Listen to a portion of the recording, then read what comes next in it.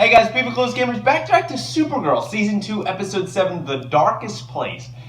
So maybe because it's super fresh since I watched last episode yesterday, I am still so bitter about what happened to Alex. Again, I will say episode beautifully directed, written, and what fantastic performances from Kyle Lee and Melissa Benoist. Excellent, especially Kyle Lee. I mean, amazing. Performance. I thought it was great. I saw when I was watching a lot of people's reactions and reviews, I saw a lot of backlash against Maggie. Understandably so. I was mad too, but I don't feel like she led her on or anything. I think she had some legitimate points. Maggie's just getting out of a long-term relationship where she thought her girlfriend maybe was going to be the one. She's kind of hinted to, so that's probably several years she was with her. Alex finally admitted to herself that she's a lesbian. So, is it really good that the person that you kind of fell for and helps you, accept those feelings about yourself, you're only going into it really for them? So I understood Maggie's points, but that still sucked. That was a lot of heartbreak. I felt really bad, but that was greatly done in the episode. The other kind of parts of the episode, I liked kind of Mon-El's up and down development. I still don't know how I feel about Jimmy's whole Guardian thing, about making him the Guardian, which is another character in the comic books. The Guardian's played by a different person. I still can't think of his name, so let me know down below.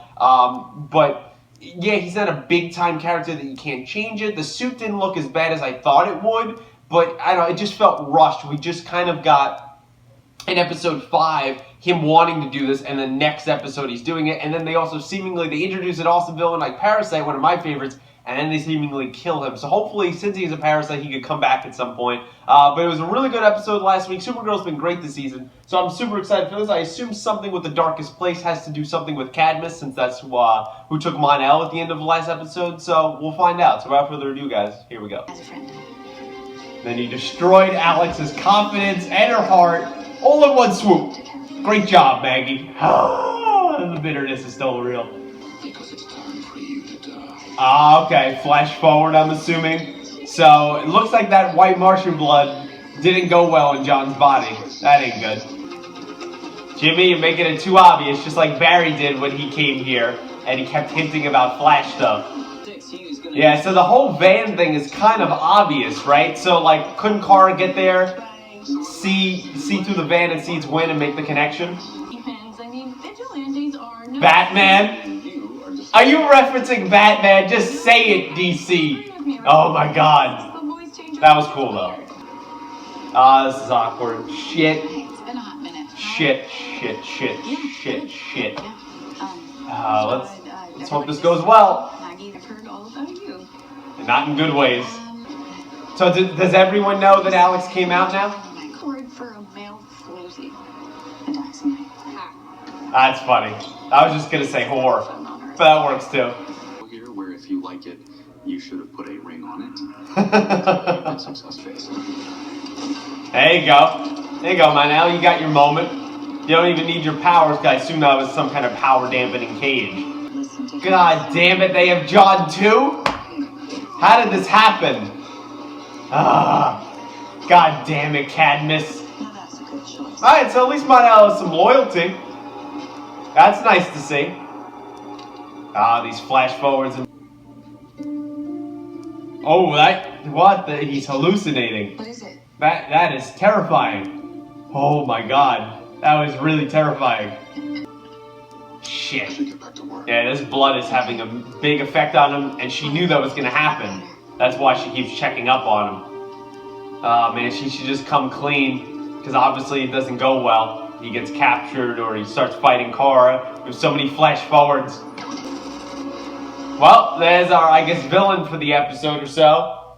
Someone arrives there with kind of a Deadshot-like look, at least from upside down with a machine gun there. But how did Maggie think that was going to go? I appreciate the effort, but she knew that was going to be awkward, right? And for Alex and the gang, right?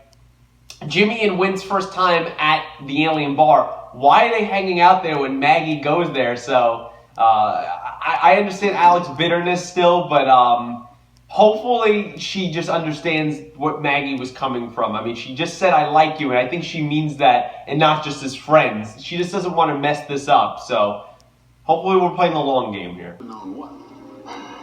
You're partial to Heroes because of Superman. Couldn't say no to joining your fantasy football league and not this. That's good. He's trying to calm himself, kind of like establish his chi or something again, because he notices he's off. He's hallucinating, he's shaking, he doesn't feel right. Part of who I am. She's taking it like she saw her parents and he's seeing his children because maybe he's feeling guilty he knows another Green Martian now. It's like our very own Red Hood. That's what it basically looks like. John. What are you doing here? Maybe the blood's affecting him? That doesn't sound like John. The real Hank Henshaw. Oh, shit. Oh, Survived? oh, we doing a cyborg Superman? I survived. No way. Yeah, he's not just a human being anymore, Kara. Yeah, this is Cyborg Superman. Man, we'll just keep introducing iconic Superman villain after iconic Superman villain. Cool. That is awesome because when Hank Henshaw was first introduced, me and everyone else were like, oh, isn't that technically Cyborg Superman? And they took a different route. It was Martian Manhunter, which was awesome and all that stuff. I wish I was recording those episodes.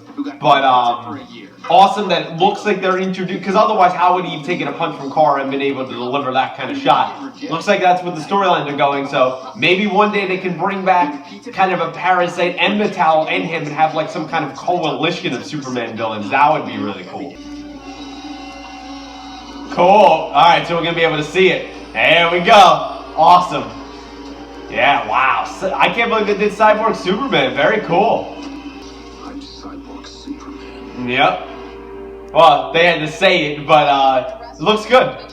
Looks really good. Different, very painful ways to get you to tell me who Guardian is using my index finger. That's terrifying. I go, Oh shit. Well, that didn't last long. I want to do that with you later. She really is like his older sister. That's how she treats him. The bars are made from metal. Thanagar. There you go. Ah, they mentioned Thanagar. That's very cool. We're not friends. Ouch. Knew that was coming. Okay, one thing. I'm glad she's telling her. That was my feelings for you. Damn. Initially, I was terrified, but ultimately, I was proud. Alex is bold, man. She's so It bold. wasn't just some. Damn, go Alex! That was I'm not saying Maggie didn't deserve that, but I'm glad that Alex gets straight to the point. Shit, man, that white Martian blood is affecting him bad. He could have shot someone. Something's wrong. Yeah, I think that's the understatement of the year, John. God, the whole team is broken right now. Convinced the world Lex was evil. Yeah, that's a distorted vision, I would imagine. My genius son. Apparently he launched a war in Metropolis, so he seems like the bad guy. You're out of your mind. Yeah, I would say so. I can hurt him. Damn. Allergy. That's right. They're And I'll let him live. allergic basically to lead like she is to kryptonite. That's right. Just go it. They always could go after heroes' weaknesses by using people against them. It's the same thing that happens to Barry or Oliver all the time. Whoa, this doesn't look good. This is bad. Fuck, man, we're in bad shape right now. You want to talk about the darkest place in the title of this episode? We got Mon-El shot. We got Kara is powerless at this point. She's a human being. John's infected. This Guardian shit is going off the rails. Maggie's going after Guardian. Then Alex is in two different places at once because she's pissed off at Maggie. Now she also knows the Guardian's secret. No one knows where Kara is. This is really bad, man. God, Supergirl is getting so good this season. Cadmus has been very worthy adversaries, I would say. And Miss Luthor she's been great, but I did like the conversation that Alex and Maggie had, not just trying to entirely focus on that, but Alex is always like that. She's just so bold. Like, she just went right after her. This is how I feel. This is how you shut me down. This is how I felt. This is what you were really saying. Even though I understand Maggie's point still, And I really like that. I understood a little bit of, I don't think we know her first name, but Miss Luther's conversation there, Lena's mom. I think I understand her a little bit in the sense that Superman, we've seen in the past, he gets a little big of an ego.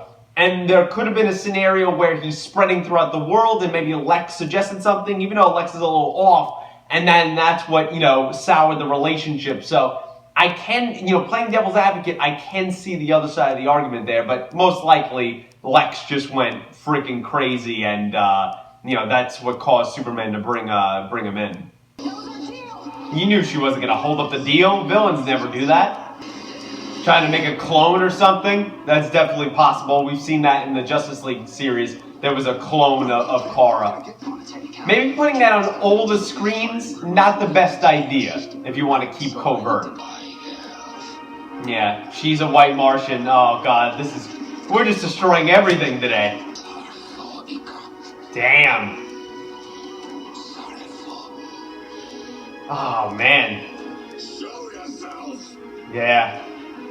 Ah, damn it.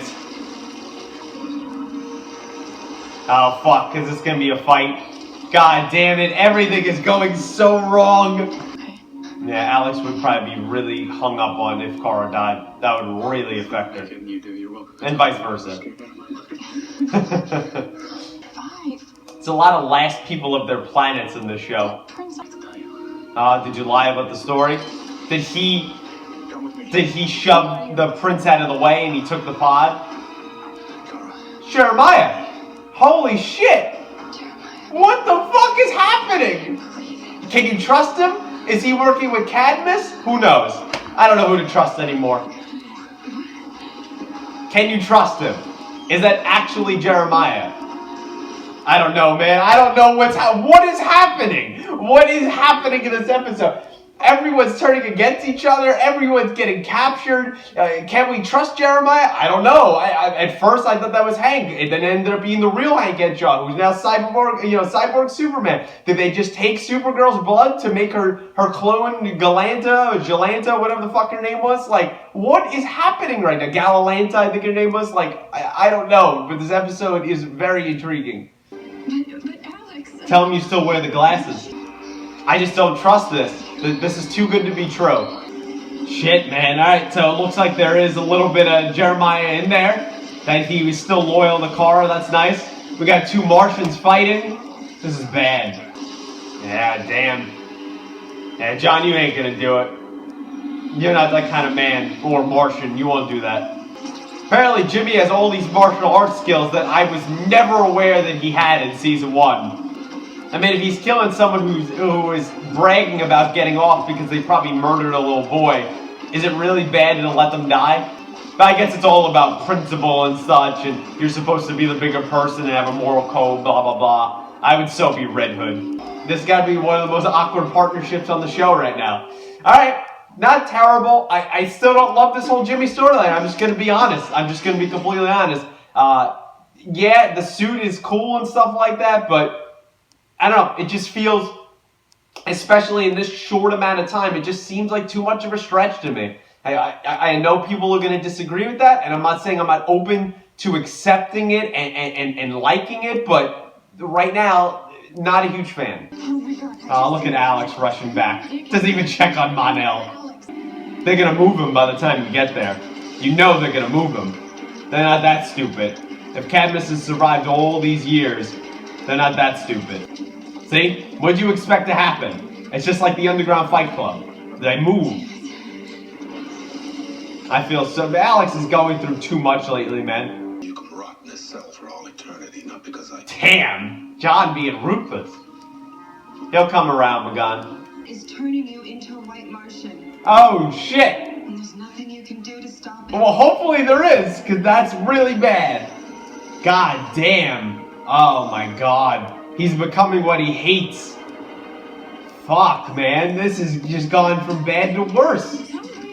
I'm not ready for food. We can't. Too much has happened. That's okay. Heat him up. Yeah, you have... Yeah, just heat him up with... You have heat vision. The courage I do have, I learned it from you. There you go. They're definitely setting this up as a relationship. Pretty sure they have one in the comic book, so. I got it. Shit. Who is it now? Is it Lena? Oh, it's Maggie. Fuck, man. Just when we had to make it more awkward. Did you need anything more, Alex? She's clearly into you. It's just she just got out of a long-term relationship. You gotta give her time. Oh my god, is this the Fortress of Solitude?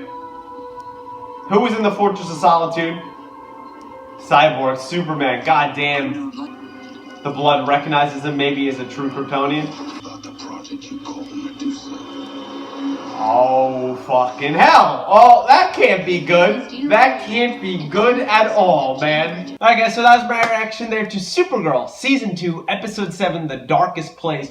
And man, this was an excellent episode once again. I'm not saying every episode of these 7 episodes of Supergirl Season 2 has been amazing so far, but these last 2 really nailed it in different ways. You know, we had a very emotional Alex building episode, last episode in episode 6, and then this was not only setting up future storylines, but, I mean, we have so much shit to deal with that, you know, next week with the crossover coming up that they're endlessly advertising, and I'm just skipping through because I don't want to see anything. They're going to have to take a break on, I would assume, a lot of these storylines, but, I mean, a lot of crazy shit, a lot of great shit happened in this episode. It was kind of overwhelming in some ways. So I guess I would say the 5 main points of the episode is I would say John learns the truth. Basically, he learns the truth about, you know, M'gann and, you know, her being a white Martian, and then kind of the implications of her blood inside of him, so we'll talk about that. Cyborg Superman, so the real Hank Henshaw returning, I definitely think is a point we need to touch on there, especially with the ending there. I would say the third main point of the episode is Kara is captured. Because a lot of interesting things happens there with her conversation with Miss Luthor, and you know, could Lena be connected to this in some way, even unknowingly? And they took her blood, so there's a lot of interesting stuff there. I would say the fourth main point of the episode is Jeremiah returns. And then the fifth main point that we'll touch on, because everyone will, some people focusing on it way too much, Maggie and Alex. I love them, but there is other people on the show as well. So starting with the first main point, with John discovering all of this stuff about M'gann, and that she's a white Martian, and connecting those dots, and her revealing herself, which I did not think was going to happen in this episode, especially when so much stuff was happening in this episode. I did not think they were going to do that. And sometimes episodes of Supergirl or these CW shows or anything, they can overstuff it and try to deal with too many storylines at once. I actually think, would I have liked maybe them left a couple storylines to another week after the crossover? Sure. But I understand you have the crossover next week, and then I'm assuming the next episode, because remember, this is the first time Supergirl's on CW, so we don't know how this works. I'm assuming the next episode, like the other CW show, is episode 9. That's your mid-season finale. So there's only one episode after the crossover, so I understand them having to set up these storylines. So I'm fine with that. Didn't think we were going to get that. I understand John being mad because he's been lied to several times, and now the ultimate lie, she's a white Martian. So I understand imprisoning her because A, he's not that type of man to go and kill her. But B, having her rot in a cell might be better for him. But she, you know, he's going to come around on her, and I'm obviously saying that from the point of view that I know she's Miss Martian, I know what she becomes, I know she's a good person, but I also just believe, if I didn't know that, and I was just looking at the show as a whole, I would say he's going to come around because that's the type of man he is. It seems like she's not like a typical white Martian. She's very different, and John's going to learn that, and John's going to need her because that was a very ominous shot there of his hand turning into like a white Martian hand. They're going to have to fix that. I obviously don't believe for a second that he's going to be permanently a white Martian for the rest of his time on the show. But they're going to have to fix that. Some kind of experiment there that is not only turning him into that, but is making the hallucinating happen and the handshaking. I don't know exactly why. Maybe they'll explain that going forward. I think it's very interesting that they're in the comic books.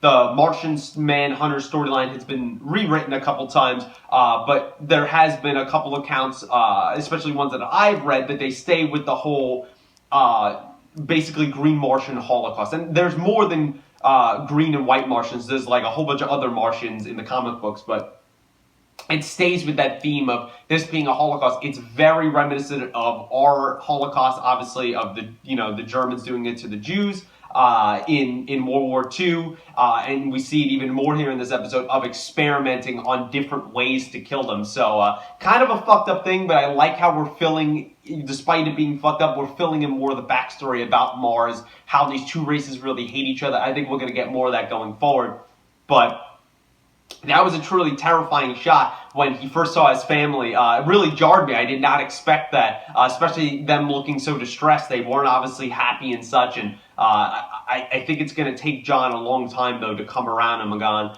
And with so much stuff going on, I assume he's going to have conversations with Kara and Alex, and especially Kara is going to make him realize that maybe she's different and give her a chance and how to save him and stuff like that. So I'm interested to see how that is going forward. I would say the second main point of the episode is dealing with the other Hank Henshaw, the real Hank Henshaw, who's not really the Hank Henshaw we knew in the flashbacks of last season. He is now his comic book counterpart. He is Cyborg Superman. So I don't know what kind of like half mask he was wearing at the end there that he took off, and then the eye's still under it, but he had a metal piece over it. So that was a little weird. We understand that getting the blood, I don't think the only reason that they got Kara's blood is so he can access the Fortress of Solitude. I think that's one of the reasons. So what is Project Medusa? Obviously, I don't know everything in comic books, especially in DC. So without spoilers of the show, if you could just stay to the comic book and not go too overboard, let me know anything you know about Project Medusa. I'm probably going to end up looking it up. The only Medusa I know, usually in comic books, is the Inhuman Queen, which evidently we're actually getting a TV show with them maybe next year. So that's going to be really cool. But sticking to the world of DC, awesome to see Cyborg Superman. They seem like they're giving him a longer storyline. It's always I don't know the actor that plays John, but it's great that they're giving him, I think it's like David something. He's another English actor, so no surprise there. But he's getting a second part here, which it was really cool that he's going to play both parts simultaneously. So I really like that. I like that a classic Superman villain. I love Cyborg Superman, not as much as like a Parasite or a Metallo, but I love Cyborg Superman. I think he's awesome. I like that we're giving him a longer storyline when seemingly the other two were killed this season, and hopefully they come back, because I think it'd be stupid if they don't, to introduce such iconic villains and they don't come back. We're giving a Cyborg, Superman storyline here. It makes sense that he's with Cadmus, that they rebuilt him, just like they caught Jeremiah. He hated aliens beforehand, so it only makes sense that he would join on board. And what is this Project Medusa? I would love to find out here in these coming episodes. I think we're going to. And any theories you have on that, please let me know that down below. The third main point of the episode is Kara getting captured. So we touched on, in the previous point that I just said, the blood that was taken from her was used to access the Fortress of Solitude. But I think it's also going to be used maybe for a clone. We saw a clone-like thing of Supergirl's version of Bizarro last year, who's still out there in the sense that they have her on ice somewhere in the DEO. But I think her name was Galalanta or something. You could correct me on the pronunciation down below. But she was like a direct evil clone of Supergirl. Totally think that she kind of had like a white outfit and stuff. Totally think they could be going that route as well. I thought the interesting conversation between Miss Luthor, we still don't have a first name, and Kara. I don't think that she knows that Kara is Supergirl. I don't think she's made that connection. However, obviously she doesn't like Supergirl having such a close buddy-buddy relationship with her daughter. I think it's only a matter of time that maybe Lena and her mother, especially her mother, connects the dots that, hey, maybe Kara spends a lot of time with Lena, and Supergirl does. Man, they look similar. It's just glasses and their hair comes out. Maybe some other people could start making that connection. But I like the conversation that they had, that even though Miss Luthor seems insane and she's very against prejudice against aliens, you can understand the part of Cadmus that we've seen in the Justice League anime series. I think did it very well. They have a right to fear them. And Batman even said, being a human being, he said, you have a right to fear us. Their right to be afraid. At the time, in that case, they had the Watchtower with that huge weapon pointing down and all that stuff. And, you could watch that. It's an excellent storyline going on Netflix. You can watch the Justice League anime and Unlimited series as well. both same series, it just expands it. But great story there. I think we're totally, instead of using an Amanda Waller, we're using Miss Luther here kind of as the head of it, is the one pushing it through. But I can understand her point of being afraid of aliens. We've seen in the past that these aliens here, especially in the supers, in Kara and Kal-El, kind of see themselves on a pedestal sometimes and like the attention. You could see how that creates conflict, especially with someone like Lex, but Lex also was a little bit crazy too, in that rampage in Metropolis, I think, where he, that they hinted at, and injuring all these people and creating earthquake machines and all this stuff. I don't think it was just because of Superman spreading propaganda through the country or so, but I can understand her point to an extent on that side. So I thought that was a great conversation there. It was noble, obviously, of Kara going there, for going the not really significant situation, what was happening with the whole Guardian thing, and you think he was murdering people, and to go rescue Mon-El. We see that in the comic, just like the comic books, he is allergic, basically, or susceptible to lead, just like she is to kryptonite.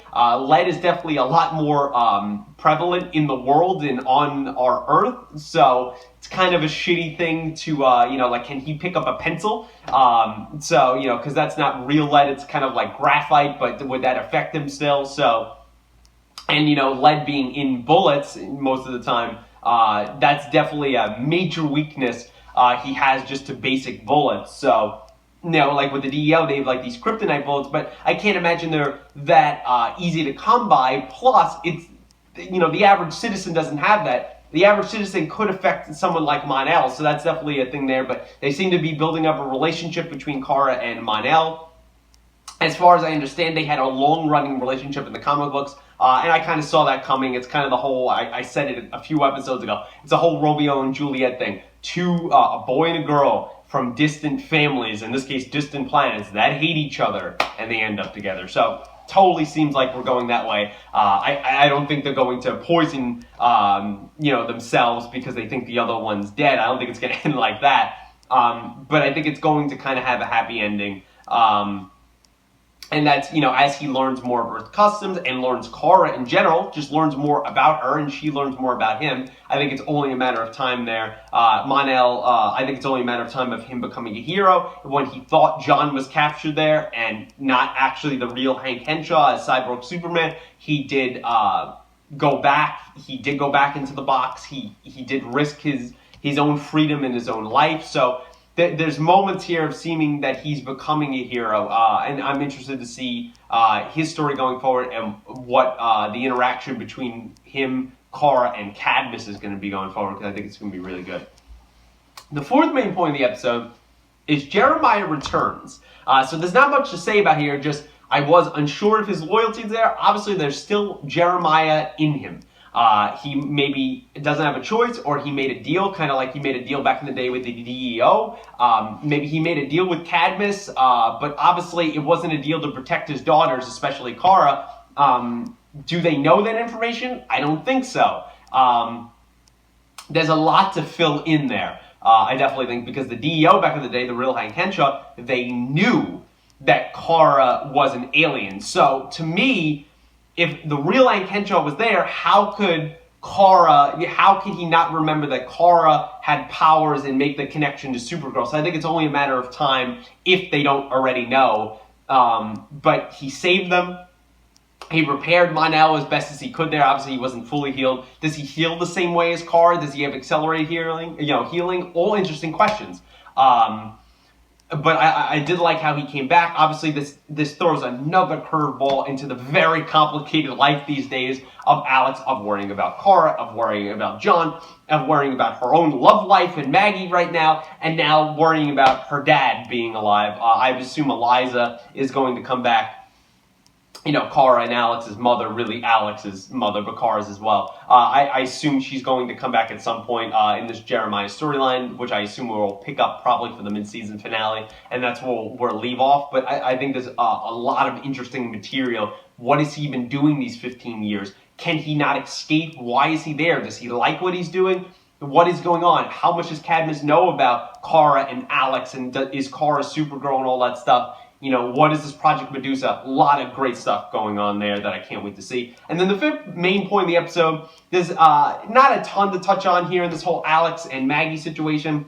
I like that the actresses are great in establishing awkwardness in an appropriate way. Not like there's awkwardness in the romance, awkwardness, like in general, awkwardness in the sense that there should be awkwardness because of the situation that went on, and Alex comes out, and then Maggie rejects her, but she kind of rejects her for the right reasons, but Alex is still obviously majorly heartbroken, and then Alex obviously has anger towards her, and I like how in that parking garage when she was telling her to back off of Guardian after she found out that was Jimmy, and I'll touch on that in a second. It's a case where she just went, Alex is very forward for the most part, and she went right after it. When she started coming to terms with who she was, and Maggie was starting to make her realize that, and like, oh yeah, I've been like this the whole time, bang, she tells Cara. Then Maggie shuts her down here, and it's only a few days, and she goes, she tells her how she feels.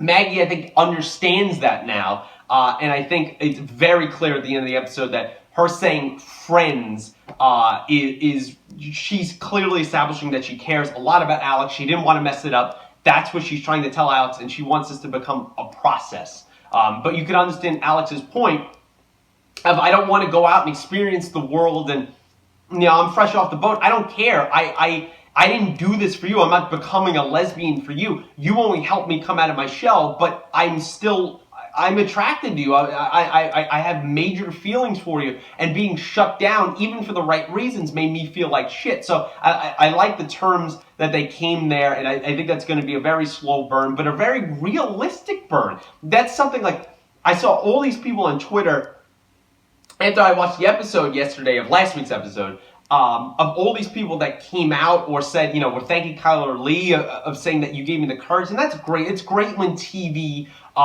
could break into the real world, and it's all fictional characters and stuff, but it's telling real stories, and people can relate to that. And I think it's so great and so awesome that all these people, girls or guys, but I saw a lot of girls came out and kind of accepted their feelings, thought that the story was so real, and that it was the first time that TV did a real gay coming out story. I thought it was absolutely great there, and I think even the fallout they're dealing with, this is all realistic. I don't feel like it's like the whole Oliver Felicity thing, and I hate that I keep referencing that, but it's the first really, really bad done CW relationship in the CW universe. I mean, you could add Kendra and Ray to that list. But this one is the one that's still kind of going on, of like, there was reasons of why, didn't they talk to each other? It didn't really make any sense of why Felicity's mad, especially this season, like, because she's being a hypocrite now from what I've seen with her boyfriend and stuff like that. This feels real, and I really did enjoy that, so